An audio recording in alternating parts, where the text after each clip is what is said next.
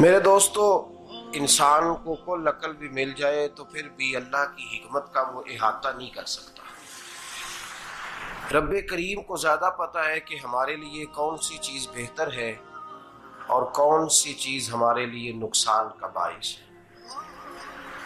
अल्लाह तबारक व तआला की हिकमत ये चाहती है कि मेरे बंदे परेशान ना हो। रब ये चाहता है कि मेरे बंदे किसी जगह पे भी दिक्कत और परेशानी का शिकार ना हो। तो अल्लाह तबारक व तआला ने राह एतदाल इख्तियार करने का हुक्म इरशाद फरमाया कि तुम एतदाल के रस्तों पे चलो, मोतदल जिंदगी गुजारो, अफरातो तफरीद से बचो। आज जिस माशरे में हम वक्त गुजार रहे हैं, इस माशरे में हम इस बात को समझने से कासिर हैं कि असल हमारा मसला क्या है। हमारा असल जो मसला है उसकी शनाख्त हमें कैसे होगी और हम फिर उस तक रसाई किस अंदाज में हासिल कर पाए। हम हमेशा अपनी आमदन बढ़ाने के चक्कर में रहते हैं। एक काम और शुरू कर लें, पार्ट टाइम जॉब शुरू कर लें, कोई साइड बिजनेस उसका आगाज कर लें।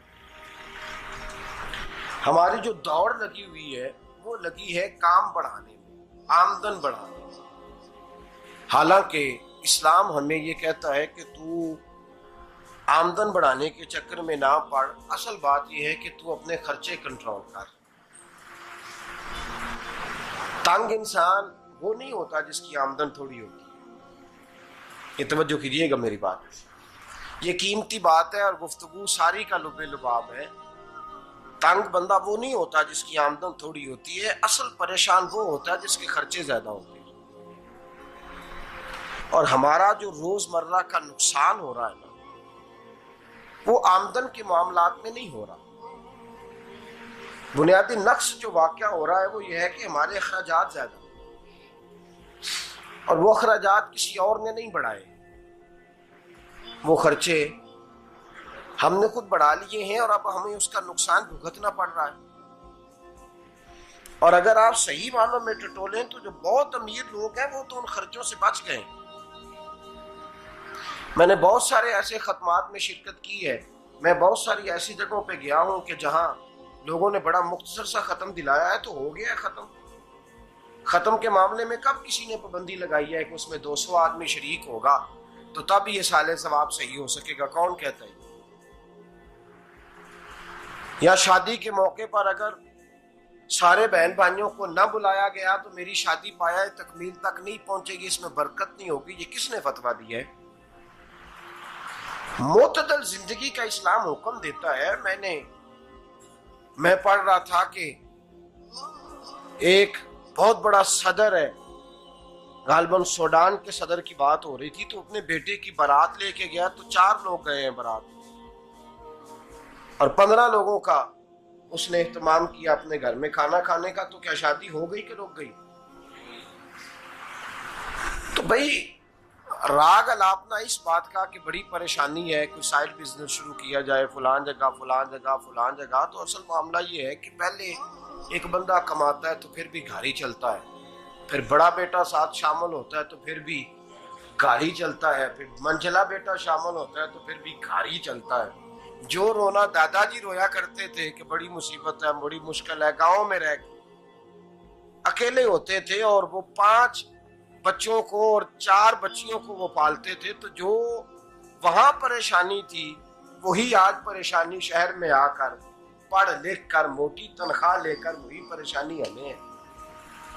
तो मैं जिस नतीजे पे पहुंचा हूं इसको पढ़ के, कुरान मजीद की चंद आयात को देखकर और इस मफहूम की जो हदीसें कुतुब हदीस में पाई जाती हैं और हमारे बुजुर्गों ने हमें जो मिजाज इस हवाले से दिया है, मैं इस नतीजे पे पहुंचा हूं कि मसला आमदन का नहीं, मसला खर्चे का है। हमारे खर्चे बुनियादी तौर पर ज्यादा, और अगर फिर हम ज्यादा बोझ खवातीन पे डालते हैं कि वो मुतालबे ज्यादा करती हैं। और अगर आप मुझसे पूछें तो खवातीन की भी अगर किसी जगह कोई आदत खराब होती है तो उसमें असल किरदार उसका होता है जो वो आदत खराब तो क्यों अपने गले से उतार के आप किसी के गले में बात डालने के चक्कर में है? वो खवातीन की तबीयत नहीं ऐसी है। असल बात यह है कि हमने आदत डाली है, हमने ये मिजाज उनको दिया तो उनका बना है, न कैसे बन सकता।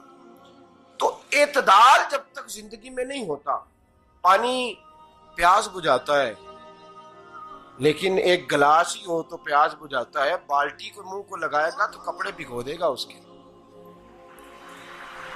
हालांकि पानी बुरी चीज का नाम नेमत है ना, बहुत बड़ी अल्लाह की, लेकिन प्याले में ही अच्छा लगता है। कोई मटका मुंह को लगाएगा तो तंग होगा, प्याला ही बेहतर है उसके लिए। तो मेरे दोस्त, मटके से भी बाज़-औक़ात काम चल जाता है, लेकिन अगर कोई कहे नहीं मुझे दरिया ही चाहिए तो उसका तो घर बह जाएगा, सारा घर बह जाएगा उसका। हमें दरिया काबू करने का मूड बनाया हुआ है तो इससे घर बहा करते हैं, इससे घर बना नहीं करते। घर प्याले से पानी पीने से बनता है। अगर तू दरिया पे कब्जा करने का मूड बनाएगा तो घर बनेगा नहीं, घर बह जाएगा। आग ना हो तो खाना पक नहीं सकता, लेकिन हल्की आंच से खाना पकता है। और अगर आंच तेज कर दी जाए तो जी, करीने क्यास बात कर रहा हूं मैं, अकल से मावरा नहीं कर रहा। करीने क्यास समझाने के लिए मिसालें दे रहा हूं। हल्की आंच पे खाना पक जाता है और आग तेज हो तो खाना जल जाता है। तो खाना उतनी देर ही खाने के काबिल रहता है जब तक वो हल्की आंच पे पकता है। तू जितनी मर्जी तू कहता है नहीं मेरा गुजारे नहीं, आग तेज होनी चाहिए, तो मियां जल जाएगा, जल जाएगा। हवा न मिले तो सांस नहीं आती, ठीक है? ऑक्सीजन ना हो तो सांस है, हवा ना चले तो गुजारा नहीं होता। लेकिन अगर तेज जले ना, अगर तेज जले तो तेज चले तो आंधी और तूफान बन जाए तो छतें गिरा देती है, जाने ले लेती है। हम हैं तूफान के चक्कर में, हम हैं दरिया के चक्कर में, हम हैं बड़े नाव के चक्कर में। तो मियां हल्की आंच ही अच्छी है, याद रख। और एक गिलास पानी का एतदाल से मिलता रहे तो वही मिलता रहे, जरूरत के वक्त वही बेहतर है। तू पूरे दरिया पे कब्जा करने का प्रोग्राम ना बना, तंग हो जाएगा। और मेरे अजीज याद रख, हवा सांस लेने के मुताबिक मिले तो वो ये अच्छी है, जो सांस बंद करने पे आ जाए वो हवा अच्छी। हमने चक्कर चला लिया है कि ज्यादा पैसा, रातों रात पैसा, लंबा पैसा, ये प्लाट भी मेरा, वो प्लाट भी मेरा, गुजरांवाला भी, गुजरात भी, लाला मूसा खाड़ी और पिंडी तक जहां मैं जाऊं मेरे नाम की तख्तियां लगी हुई होनी चाहिए। इस्लाम मना